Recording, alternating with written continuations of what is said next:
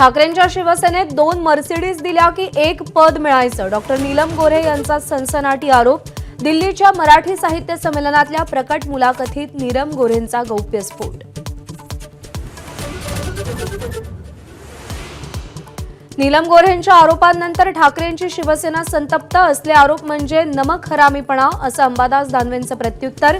भाजपचे गिरीश महाजनांच्या मते नीलमताई बोलतात म्हणजे तथ्य असेल.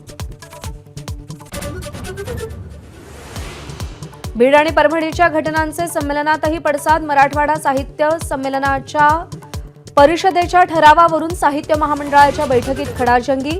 तर ठराव स्वीकारण्याचे सर्वाधिकार महामंडळाकडे. उदय सामंत यांची भूमिका.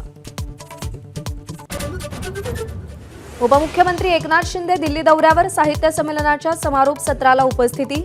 उद्या प्रयागराज संगमावर कुंभस्नान. महाराष्ट्रातून कर्नाटकला जाणाऱ्या एसटी सेवा रद्द. परिवहन मंत्री प्रताप सरनाईक यांचे आदेश. कर्नाटक परिवहनच्या बस सेवेला महाराष्ट्रात मात्र मोकळीक.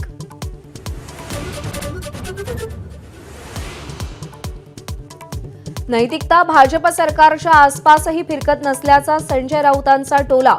सीमा आंदोलनात शिंदेंचं नाव नसल्याचा राऊतांचा आरोप. तर मराठी लोकांवर कर्नाटकात होणारे हल्ले दुर्दैवी असल्याचं वक्तव्य.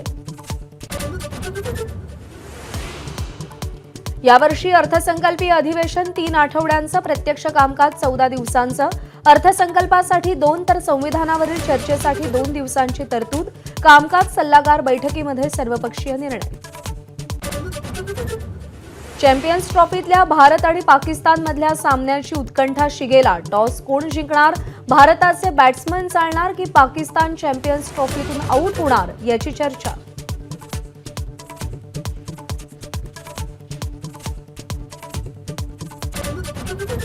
आज भारत जिंकला तर यजमान पाकिस्तान चॅम्पियन्स ट्रॉफी बाहेर फेकला जाणार. तर 2 विजयासह भारत सेमीफायनल गाठणार.